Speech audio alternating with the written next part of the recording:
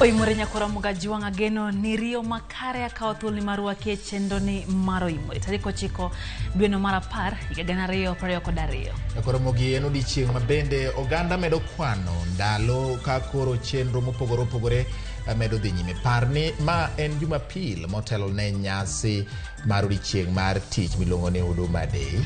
Bende en odiechieng' no bati bende piny Liba ma Uganda yango higni 60 nyaka ne giyud loch koya lwet wagunda. Nyaka gi sani nyakora Ramogi Uganda osekalo nus mar higni 100. Nyiso ni ma endi en nyasi mabende kaka pinje mag Afrika ma Ugwe ino ka jotelo mopogore opogore koting'o jatend piny Kenya William Ruto noyuoro mar mondo mi en bende obed achiel gi oganda jo Uganda e dhialo odiechieng' machalo koda ma. Bende pacho ka nyakora Mugaji wang' Uasin Gishu e kaunti ma Uasin Gishu ne Kenya Kwanza obago nyasi maduoko erokamano bang' yudo loch e yiero mokalo. Magi to kod mamoko mathoth nyakora Ramogi wan kodgi e weche manyien mag Oimore. Kata kamano mokwongo wayudo e weche manyien ma wamiyo pek. Koko mwagoyo miyo mobo biro majority obiro ji obiro mwakonyo ng'at mane guogi die wall kan. Koro ka waseriembo ka ng'at ni koro wapenje to nyisowa ni en guogi ga nege to chako siemonwa mbele kacha nitie body moro moninde bathio. Lit podo kwako gweng' Makaunda e kaunti ma Kisumu bang' guogi monjo kendo nego jago moro ma jahigni 41. Kwan ji ma osewito ngimagi bang' bas tuomore gi matatu ya paya ma Isiolo kocha Momeru ochopo ji 12. I did instruct the Minister for Trade in Kenya to work with the Minister of Trade in Uganda so that together we can formulate and sign into the guided trade agreement. Jatenda piny Kenya William Ruto jiodwaro mar golo hinga mar rocho tudruok makare mar ohala e kind pinje Afrika ma Ugwe.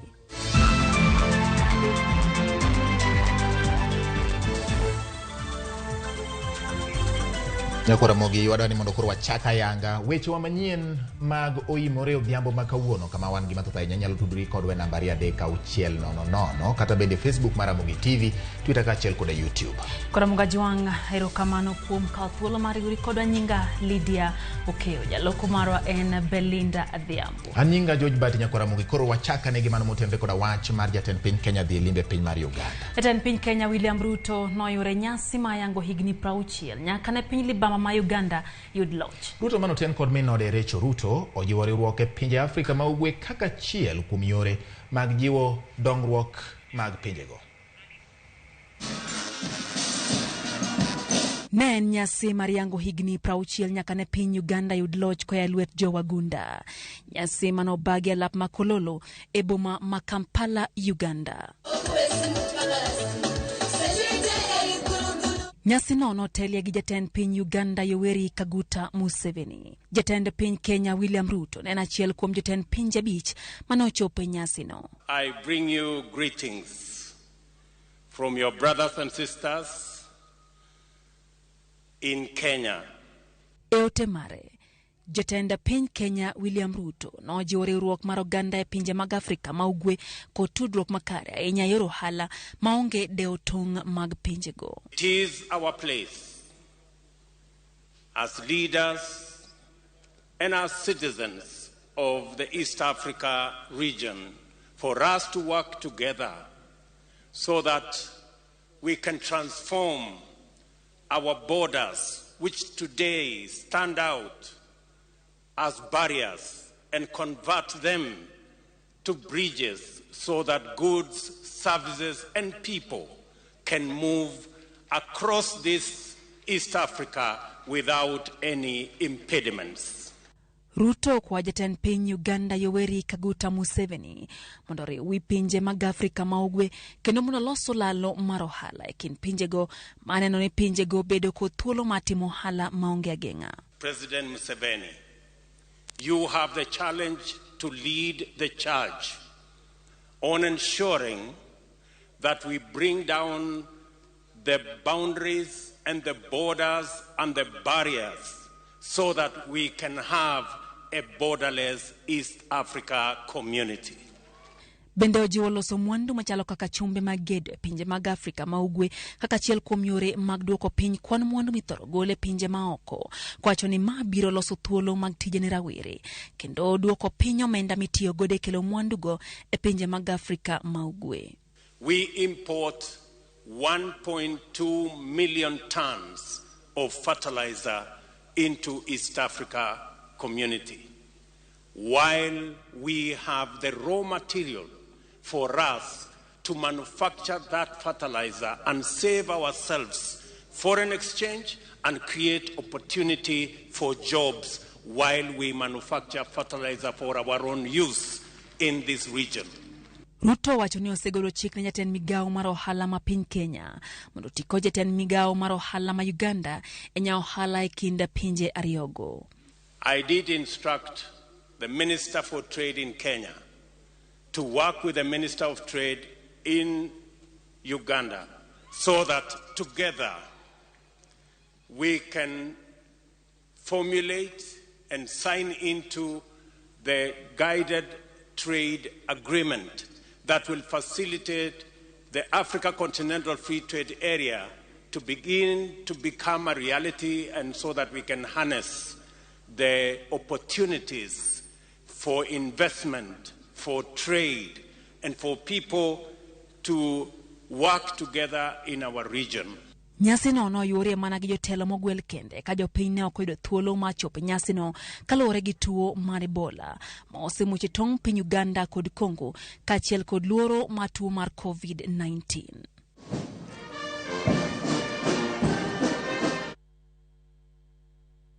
Lope jatend piny Kenya Rigathi Gachagua osingo ni piny owacho biro chuga put mabiro rango kendo loso weche mag mbolea e pachoka. Mano yange kinde lamo mano bagi Uasin Gishu maduoko erokamano kuom yudo telo kaka kweth mar Kenya Kwanza Judith Omondi leronwa. Jalup jatend piny Kenya otelo e ala mar duoko erokamano ne Nyasaye kuom miyogi thuolo mar telo ne piny Kenya. Alamni mane obagi e skund primar ma Koilele kar chung' od bura ma Inapkoi ne okelo kanyakla jotelo mopogore opogore kuma oting'o nyaka spika mar od bura mamalo Moses Wetangula. Jalup jatend piny okawo kinde makende mar duoko erokamano kuom kadho obadho mokoni ne oketnegi kod sirkal mokalo e kinde campaign. Na ukweli usemo ni kwamba Rais William Ruto hangefika Ikulu isipokuwa ni Mwenyezi Mungu. Tumewindwa kama wanyama. Huyu William Ruto alidhulumiwa na kuteswa, kukosewa heshima, kuangaishwa. Saa ingine tulikuwa tunakaa na yeye tumejikuna jioni tunauliza tutafanya nini. Anatuambia muamini Mwenyezi Mungu. Hata hii maneno yote ya kusimamisha maendeleo hapa, Arol na Kimorel, ilikuwa ni siasa. Ationekane William Ruto hasaidii watu ya nyumbani ndio mchukie yeye. Mukasema hata ikisimamishwa tungari tunampenda na tutasimama na yeye. Asanteni. Rigathi bende ne otiyo gi thuolo no mar chiwo singo mare ne obila mapachoka ka okoni gi loso kaka gibiro medo obila osara ka kwayo margi en ni gititijigi e yo makare. Polisi hatutaki kutumia hawa ati kufanya kazi ya siasa, ati kushika watu Friday, ati wanawachilia Monday. Hiyo ni kutumia polisi vibaya. Nao polisi wametumika vibaya na hawakusaidika hiyo miaka 10. Wanaambia shika watu Friday na mshahara ni ile ile ilikuweko wakati ya Mwai Kibaki. Si hata hii watu wangekuwa hakwana kidogo. Waseme vile tumetumia nyinyi vibaya, wacha tumuongeze mshahara kidogo.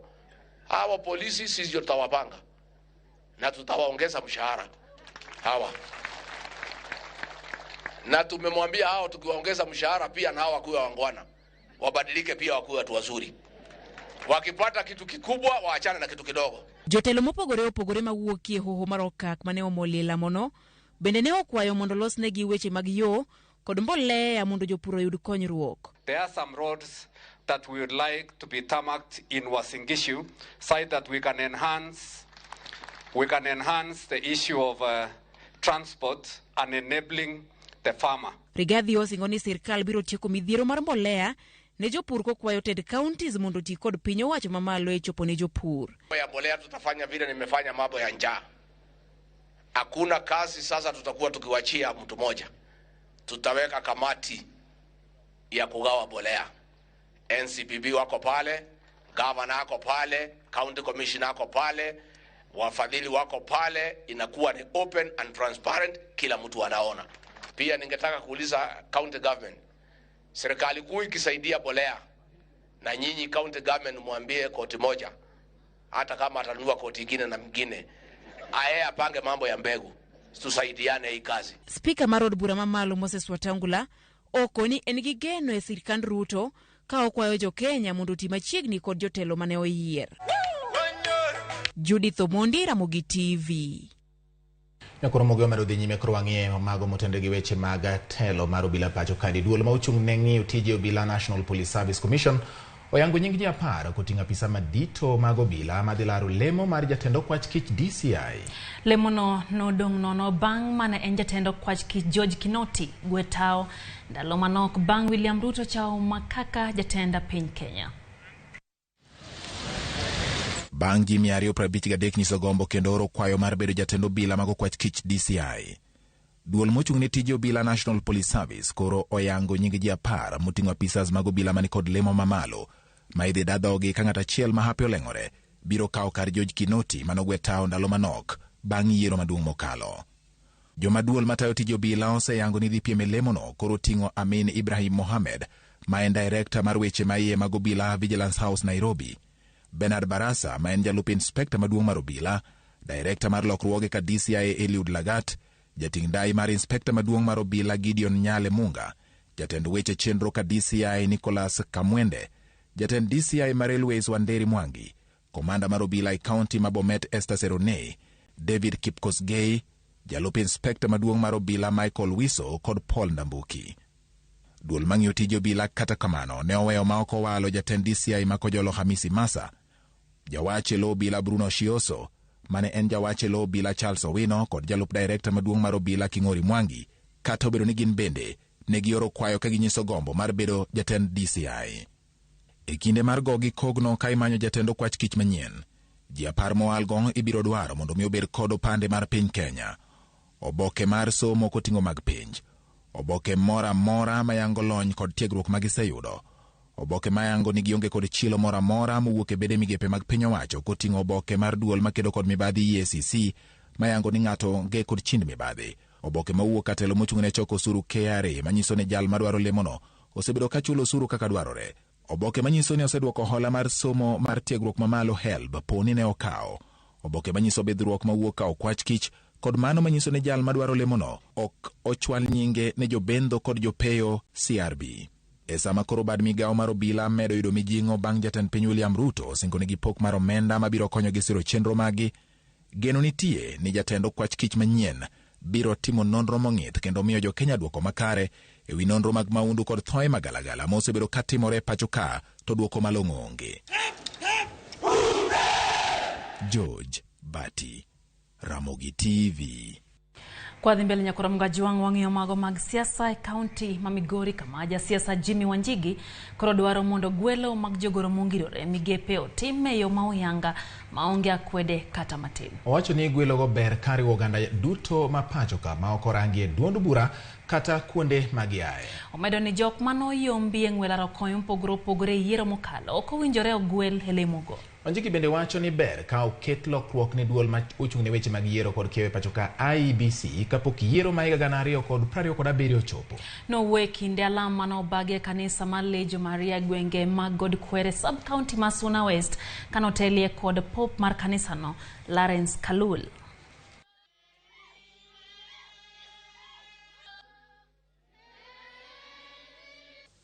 It is about the people of Kenya, not about leaders. You said it in your campaigns over and over again. We now must be forward thinking because we are growing, we are learning, we are a country of leaps and bounds, tied to a world of 7 billion people. We must reform IEBC, we must reform our courts, we must reform our whole electoral process so that we have an election which has got an 80+ turnout of participation. Let us give the new government time so that we see if they can change any meaningful change so that the country push ahead. Kowuok e mago motende gi weche kanisa Ramogi wadonje wach mar masira mar apaya. Kwan ji ma osewito ngimagi bang' masira mar apaya mane otimore Subuiga e apaya ma Isiolo kochomo Meru koro chopo ji 12. Masira mane otimore e kind bas kod matatu. Apisa mar apaya mane otelo e chenro mar reso ji mane ohinyore okoni gechego ne ringo kochomo kamoro achiel, kata kamano kwayo mondo opand nyinge. Masira mane otimore kar saa 2 mar otieno manyoro, kendo lipot mar apisano yango ni thoth ji mane oidho bas mane otuomo matatu ne gin ji ma omer, ranyisi ni ne gidhi e nyasi moro. Apisa ma thieth ma St. Teresa Kirua oyango ni gin kod ji 27 ma yudo thieth e osiptandno nyaka sechegi. Ringre ji mane owito ngimagi otere kar kano ringre joma otho ma Meru level 5. Hapa kunaitwa Subuiga, the infamous black spot in this county and Isiolo County, coming from Nanyuki to Meru. Na tumekuwa na ajali mingi sana hapa, mingi sana. I don't know how many deaths should occur for the government to take action. I don't know how many people, brothers, sisters, fathers, mothers we have to bury for the government to take action. I don't know whose son or daughter, father or mother should die here for the government and the necessary agents to take action. Kapodwang'yo mago mag masira nyakoro mgajuang ng'ata chielo wito ngimane e gweng' ma Kaunda e sub-county ma Kadiboi county ma Kisumu bang' guogi 4 monje kendo negi. Jagono majegni 41 yangore ni nyoro mogi thone dier otieno manyo guogigo omonje. Kaka James Okoth leronwa, wuon guogigo no chiwore lweto bila bang' midhierono. Lit kod kuyo ne okwako lwasi mar gweng'no ma Kaunda mani Kadibo e county ma Kisumu. Ma en kaluwore gi monj mar guogi ma ochwe okelo tho mar jago moro. Jopiny ne owuok oko mar reso dichwo manyo orik imonjo gi guogigo. Isichego ema ne ofulo ni jopiny ni guogigo nyerik osenego jago machielo. Guogi moko ne gi e yoka to mino to chiew to luonga ni guok nego ng'ato to wawuok gi kite to koko mwagoyo miyo mabo biro, majority obiro, ji obiro mwakonyo ng'at mane guogi die wall kan. Koro ka waseriambo ka ng'at ni koro wapenje to nyisowa ni en guogi ga nege to chako siemonwa mbele kacha ni mbele kacha nitie body moro moninde bath yo. Bang' chopo kendo yango ringreno kaka mar David Opinya, jogweng' ne oluongo wuon guogigo e yor simo kendo chopo kanyo mokawo guoginego. Jiranda moro ni Kera ogone wuon guok simo mondo bi okaw guogige, to kobiro to guogige modoko ga e dala to oloro negi e ot. Kata kamano, mirima ne odok oingo jogweng' magi monjo dala mar wuon guogigo kendo nego gi e sama ne odhi chiwo lipot ka obila. Kose loro negi e ot to en be wuoka. Koro family ko biro to yudo guogige gi odonjo nyaka i dala monego guogigo te. Mabingo chama nyagidera maleo gi oko mama. Anyuola mar David Opinya ywak kaluwore gi monj guogigo ma kinde ka kinde gino makoro oweyogi gi lit. Giwito wuodgi manyocha onge gi wach kod ng'ato ang'ata kendo nyocha owero tije. En nyocha kata kodhi kamoro to ok onyal dhi golo lweny kata notimo gimoro amora to ng'ato bi ok okal. Giywak ne ji duto mapidho guogi mondo oneni omiyo guoge gi chiemo moromo kaka achiel kuom yore mag geng'o masiche mag monj ma kinde ka kinde, kendo chwalo ywak ne piny owacho mondo odonjre gi wach ma kamano. Ringre David Opinya ne okan kar kano joma otho ma Jaramogi Oginga Odinga ka nonro mar masirano dhi mbele. James Okoth, Ramogi TV. Ramogi timo mos ne anyuola ma owito ng'atgi e masira mar guogigo eko, kendo wageno ni chenro makari biro keti mar ne gima chal kamano kochako timore kendo. Masira ma bende koro weyo ji gi paro mopogore. Winjo ka moko wacho ni kipidho guok timi guok chiemo. Samoro guok osebedo gimochamo onge to lokre gi dhano. Wageno ni chenro biro bedo makare nyakoro Ramogi ne joma samoro pidho guogi. Wadhi nyime gi weche manyien. Jokanyo mag duond bura mar UDA mawuok Siaya, Kisumu, Migori kod Homa Bay koro ogolo ote ne jatend piny Kenya William Ruto mondo oket e tich singo mare mar ting'o malo rowere kod mine ahinya to sani ma pod iyango e ji manyien e migepe mopogore opogore mag piny owacho. Giwacho ni lemo mag sirikal nyaka chop ne ojende kod mine ni mar ne gichung' motegno kod jatend piny Kenya William Ruto kana omanyo mbulu. Bende gipuoyo Ruto kuom gwelo Eliud Owalo kaka jatend migawo mar tudruok e yo manyasani. Jip margi ni oganda luo mondo bed machiegni kod sirikand Ruto neno ni gibende gibiro lemo mar piny owacho. We are saying as the leaders from Nyanza that it is now time we joined the government because we have been perennial opposition community, and that one has come to an end. We are very happy to be identified with the government of the day, and I want to say that we are there in the government and we want to embrace the bottom-up economic model that was drawn by one and other leaders, Bwana Eliud Owalo being the strategist in that commission. Koro wan kaka youth ma en opportunity marwa kalore kaka rais no promise wa mondo wan bende absorb wa mondo wayud gik mwanyalo timo mondo joma moko gombo mondo ng'e ber mar party ni mondo next time 2027 gidhi donjo mayot nikech gineno ka joma nodonjo chon promises manomigi gi president obedo fulfill. Mar ariyo nowacho ni en government ne odhi tiyo gi mine kancho yero CS maber ne waneno ka no se consider mine amedo kwaye ni kapod odhi mbele gi yiero akwaye ni mondo 50% kaka nowacho ni mine mondo bede sirikal okwanyal bedo oko mar sirikal siasa kairi kabigo e kwano omiyo jowa te obie UDA mondo tiwa ngachiel warwako gi waonge gi wacho.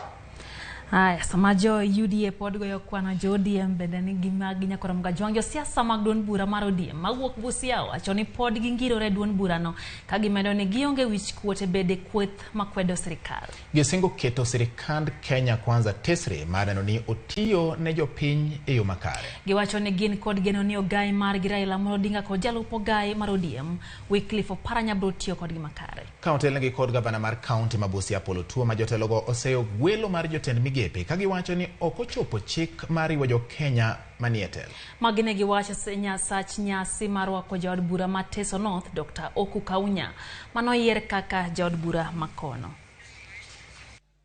Nataka kutoa hakikisho kuwa kama chama cha ODM kisiasa bado tuko na kiongozi deputy governor, former governor and deputy party leader wa ODM ambaye yuko hapa na baba. Tuko na imani na hiyo uongozi na tutaendelea kufanya ile sehemu ambayo tunatakikana kufanya katika bunge na katika nchi kuhakikisha nchi hii inaimarika kiuchumi na kimaendeleo. All is not lost. We might have lost the presidential election, but ODM bila ujanja is the strongest and biggest party in Kenya. Hatukuwa na chochote, tulikuwa na sibling rivalry, lakini ukiona tulipata wabunge 88, 88 MPs in Kenya. Kwa hivyo nataka kuwahimiza, we must remain in ODM, we support Baba Raila Amolo Odinga, aendelee to fight for this country, to fight for accountability, to fight to ensure that there is no corruption in this country. Mheshimiwa Kaunya, nataka tukizungumza shida za Teso North, tuzungumze kama watu wote tulipata kura ya watu ya Teso North. Kowuok e mag siasa nyaka Ramogi wadonje weche motende koda wach mar omenda inyato osuru. Koro yangore ni counties ma pacho ka ni kod rem mar siling bilion 55 higa ka higa e choko mar osuru. Bad migawo mochung' ne pok mag omenda e counties CRA koro wacho ni thoth counties pok oketo yore makare mag choko osuru okang' makoro miyo ok ginyal tiyo ne oganda e yo makare. Kaka Edwin Okoth miyo waler counties ma Nyanza bende yangore ni pok ochopo rang'iny madwarore mar choko mar osuru. Bad migawo mochung' ne pok omenda ne county CRA wacho ni choko mag osuru ma counties osetimo kuom higni 3 mosekalo ne ni kod rem mar omenda maromo siling bilion 55.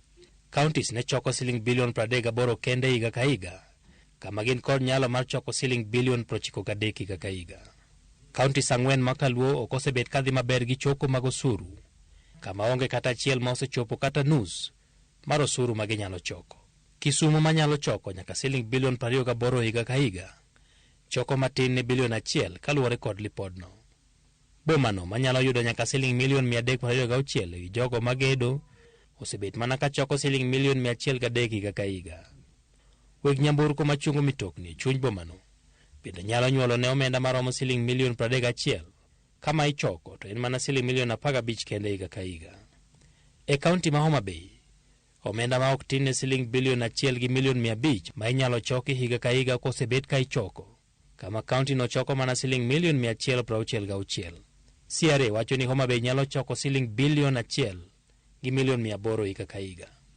Gavana ma Homa Bay Gladys Wanga ne oselando yore manyien mag choko osuru ma igeno ni biro jiwo choko mag kaunti no, mane wachore ni ne lal e lwet jochoko. Lipodno bende yango ni Migori ok dhi maber e choko mag osuru, kama kar mondo gichoko omenda maromo siling bilion 3 gi milion 700. Kaunti no choko matin ne siling milion 300 higa ka higa. E kaunti ma Siaya, kama omenda maromo siling bilion 1 gi milion 200 nyalo choke, siling milion 151 kende magisebet ka gichoko.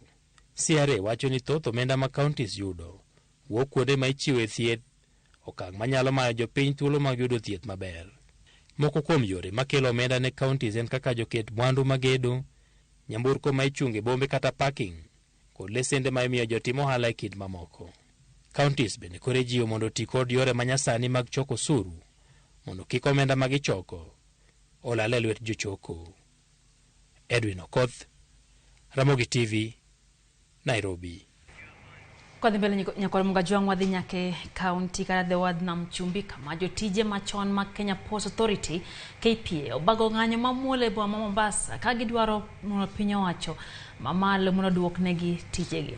Jotijego maromo 247 ywak ni ne ochungi tich higa mar 2009 maonge ler moro amora ewi chungogi tich ka sani gisebedo maonge tije kuom higni maloyo 12. Kotelne gi jachung' margi Hussein Khalid, jotijego kwayo jatend piny Kenya William Ruto mondo koro donjre wachno kendo resogi ka giywak ni ngima osebedo negi matek mokalo nyaka ne chungi e tich higni 12 mokalo. Gimedo ni gisetemo timo winjruok kod bad migawo mar Kenya Ports Authority mondo duogi tich gino ma duolno tamore ka ndiko mancha mag jotije manyien onge kata ng'at gachiel mano omi tich. Kwamba walikufa ndani ya hizi grupu, kuna watu ambao kwamba walipata injury due to the work pale ndani ya Kenya Port Authority. Sasa leo wamekuwa kama vilema, hawawezi kuajiriwa sehemu nyingine, na KPA inaajiri watu wengine, sisi natuweka kando na tumehudumu kwa muda miaka 5, 6, 7, 8, 10.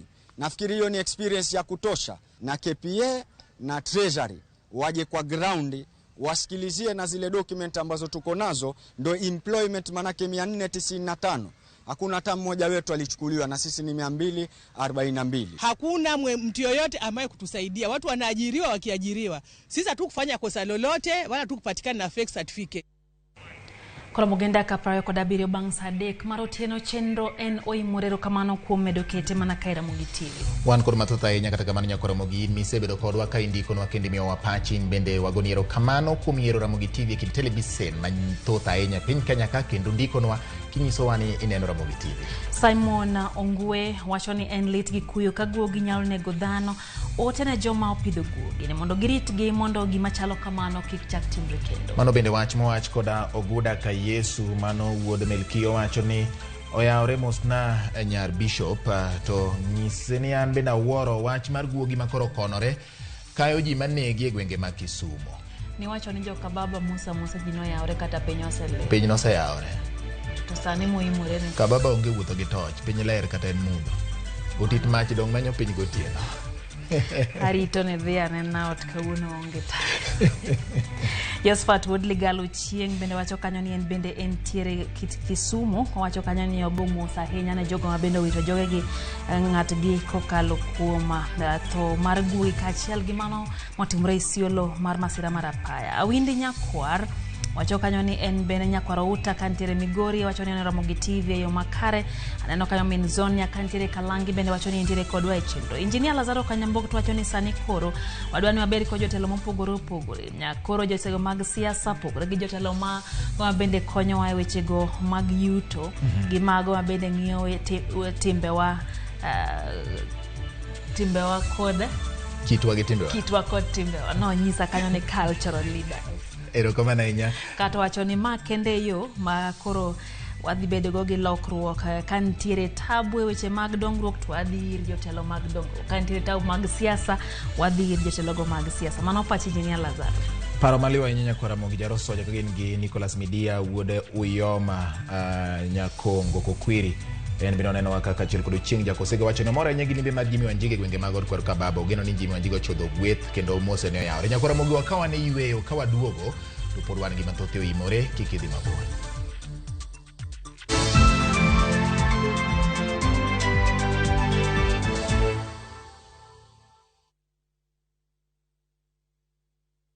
Collect fare kwa boda au matatu ukitumia ViewPay cashless na uqualify for bima ya 100,000 shillings pamoja na medical cover ya 20k na permanent disability cover ya 100k kwa 5 bob pekee. Dial *236# today to start using ViewPay cashless. Welcome to Shabikila. Play Shabiki Virtuals on Shabiki.com for a chance to win huge cash prizes from low stakes. Jisetie stake na how much you want to win. Kuna penalty shootouts, defender and so many virtuals only on Shabiki.com. Shabikiland, the easiest virtuals in gaming. Not for persons under the age of 18. Betting can be addictive. Play responsibly. Shabiki.com is authorized and regulated by the BCLB license number 416. Shabiki.com.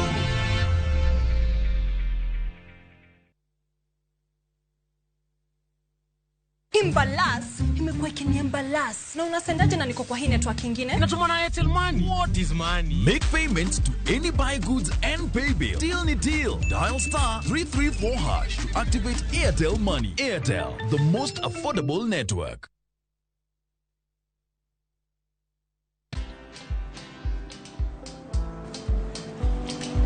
Chal nade? Chal ka gimi kaka ng'iyo sim gi pacha te? Kiki ahinya. En mana ni asebedo e story ahinya. Mana kaka rally manyochacha ne chal ka gima ne an kanyo kane otimo. Kendo kane iyawo chiro manyien ne chal ka gima ne an kanyo. Sama ne imiyo welo mapacho ka nengo mogonyore nam chumbi ne antie. In bende inyalo bedo e story kamora mora. Download mana Citizen Digital. Bed iyo ng'ala manyime gi weche manyien ka gi tuch kod gik mamoko ka gi timore kendo pogre pachoka kod pinje ma oko. Download Citizen Digital. Citizen Digital.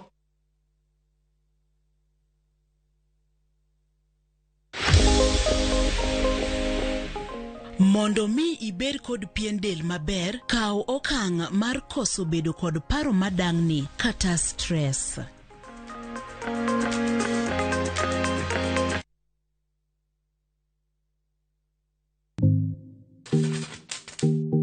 Nyakoro Mugajuang wang'ni poko pogore obiro e gwenge mag Nyanza. Wabiro bedo kwa limo counties makaluo korimo Migori, Homa Bay, Kisumu, Kachio kod Siaya. Man kaka ing'eyo pile pok gunde ng'eny. Magi duto te inyalo yudo e TV mar Ramogi chieng' tich ang'wen chakre saa 2 mar okinyi nyaka saa 3 mar okinyi. Kitayo kod Anna Sharon Ong'ao.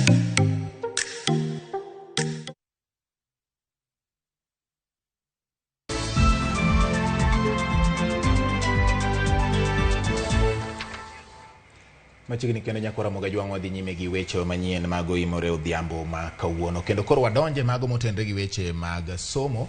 Moyudo ni jopuonje kaunti ma Kirinyaga dwaro ni duol ma ochung' ne ndiko jopuonje tich e pacho ka Teacher Service Commission ochak chenro mar reso jopuonje ma osedonjo asasa e math mar kong'o, math ma koro rocho chenro mag somo e kaunti no. Jagoro mar riwruok ma jopuonje kaunti no Patrick Kanai owacho ni thoth jopuonje osedonjo e math mar kuong', kowacho ni ma koro nyalo kelo nok ma jopuonje kaunti no. Go to each and every school. We have cases of issues with the teachers. We're also asking the TSC to consider the issue of rehabilitation because of emerging issues, which is not only affecting the entire society, but teachers, we are not left behind. We are also there. Kwang'yo mago motendre kod wechego mag thieth nyakod mgajwang' wateri nyaka e kaunti ma Migori kama migao ma thieth e kaunti ma Migori oriwore kod kanisa e chako chenro mar lombo oganda mapok okawo chanjo mar COVID-19 mondo jiwre mar kawo chanjono. Chenro ni geto sub-counties kaka Kuria West manyaka sani kwan ji ma osekawe chanjo tin ne 23%. Apisa mochung'ne jiwo weche mag thieth e kaunti ma Migori James Oguk osingo machopo ne oganda e kar dak ma Kuria West. Report mar migao mar thieth e kaunti no yango ni 49% mag ji madongo oseyudo chanjogo ka rowere manie kind higni 12 nyaka 17 to 15.2 kende ema osekawo chanjo mar COVID-19. Tuko na Kuria West na Kuria East. Sisi ndio imagine ambaye tuko nyuma. Nilikuwa naomba serikali na viongozi wenzangu ambaye mko anafanya kazi na hospitali tuone mikakati. Ile mikakati ambaye mlifanya mkafaulu Kuria Suna West. Nataka mtumie hiyo mikakati ili tusaidike. Maana percentage ambaye imekuwa imefanywa imedungwa hiyo sindano ya COVID ni ndogo mno. We have managed to vaccinate 49% of our population. That is 284,841 persons. We had targeted to vaccinate a total of 557,657 persons. That is exclusive of the 12 to 17 years of age who are brought on board later. But as at now, we have strived to get 49% of our target. And that means we are not doing so badly, but we are still doing badly because we have not reached the 50% mark at 8.3%. But through the collaboration of the interfaith, the public, and even the schools, we have managed to get 15.2% of our 12 to 17 years of age. So we are still urging our people, let us work together, let us, our congregants, when the clergy went to go to the churches, when they preach, they should also bring the issue of COVID. Ramogi kawadhi gwenge Tharaka Nithi ni moko kuom jodak e kar dak ma kama Kabi Kiamiramba koda Makena e kaunti ma Tharaka Nithi dwaro mondo piny owacho oresgi e lwet jokwath mawuok e piny libamba ma Somalia magikoni kwalo jamgi to kendo ndhiyo nyithindo ma ichwe itero nyaka e piny libamba ma Somalia tok chik. Yuitho mondi miyo sigand rawera ma jahigni 14 ma oduogo dalagi bang' kane oteke kendo motere obedo jakwath e piny Somalia kuom higa achiel. Clinton en rawera ma jahigni 14 wuoyi matin ma osedak kod da mare yare tinne. Kata kamano, sani Clinton dhumo dho Somalia e rang'iny mamalo. Ma bang' dak e piny libamba ma Somalia kuom thuolo mar higa achiel kod nus bang' kane omake kod jokwath ma e piny Somalia ka oriko ne okwayo e geng aora ma Ura. Hakuna songa mbusi mzuri, songa mbaya. Pimbo sana. Songa mbusi kile nzikwa panga kulala. Kadienda huko na Somali. Bakaenda huko naye bakakaa naye mwaka moja na nusu. Wuoyi matin ni koni ne otiyo e bwarita mager makata chiemo ne ochimo piyo ahinya mondo odhi okwa jamni mag jotende mane ondhiye. Kula chakula kula haraka, hapana kula pole. Nikula nisiba lakini hapana kula pole. Kuom hawi maber ne otemo ma oringo e kinde mane okwayo nyaka etesendo bila ma Kiamiramba. Sasa Clinton wakati walikuja siku moja wakakuja karibu na mto Ula. Clinton akasikia mlio wa Pawaso. Akasema huko sasa hiyo Pawaso, hiyo mlio wa Pawaso ni Saraka. Kaona nafasi ya kutoroka. Clinton sasa katoroka akiwa na buhati ile mlio wa Pawaso. Magi moko kuom midhiero magarita e gwenge ma kama Kabi, Kiamiramba kod Makena e kaunti ma Tharaka Nithi, kuma jodak odakie gi luoro kaluwore gi monj ma kinde ka kinde mag jokwath mawuok e piny Somalia, ahinya to ne jokwath makono man kod jamni. Mbuzi yangu ilipotea Jumatatu iliyopita. Ilipotea mwendo wa saa 10 na mwendo wa saa 10 ikiwa inarudi nyumbani. Na hiyo mbuzi vile ilienda si ati kupotea, ilipotea. Mbuzi ilingishwa kwa mbuzi wa Somali na ikaenda. Ilikuwa mbuzi 40, ikatoroka mbuzi 10, ikabaki mbuzi 30. Sijui mahali tutaenda kulala. Watoto yote balilala huko kwa kisaka kwa sababu hata watoto ya shule sisi hakuna kusomesha huko Makena kwa sababu ya sumari. Jokwath magwenge go dwaro mondo piny owacho odonjre mondo okony ngimagi kaachiel kod mag jamnigi. Shamba yote imekanyangwa na ngamia, inakaa kama nyumba ambayo imepigwa plasta. Kwa hivyo huku atupandi, tunaweza panda wapi? Ngamia yote imejaa kwa shamba, mbuzi imejaa, ng'ombe imejaa. Kwa hivyo serikali yetu ya Tharaka Nithi County ikuje tusaidie. Ni washukume warundi ndani kwa paki, kwa maana paki wanasikilizana hawa. Sisi tukitabuta mbuzi tukiingia ndani, askari kutukuta ni kutukamata. Judith Omondi, Ramogi TV. Kormo kwalo wach mar kech mosebedo kachamo oganda e thoth gwenge apacho kadwaro koronitie mar piny owacho chogo chenro mag pur kod pith mag jamni mabiro konyo gayo wach kech mosebedo kakwako oganda mathoth e pacho kae kinde ka kinde. En kwayo mochwal kod jadolo Jonyo Mondi mar kanisa mar Jokopere ma Konsolata Likoni mabende ojiwo oganda jo Kenya mondo omi omak matek wach mar pur. Jadolo ne oloso nyasi mar yango higni 47 nyaka ne chak kanisano kaka jafwambo moro Mombasa Joja Oko leronwa. Ne en mor kod miele kanisa Jokopere mar Konsolata e Likoni Mombasa kuma ne obagie nyasi mar alam mar yango higni 47 nyaka ne chaki kanisano. En misa ma bende ne okelo kanyakla familia mopogore mar goyo erokamano kaluwore yo kange magisegoyo ka ote maduong' mane ojiw e misano ne en wach nyayo kwe.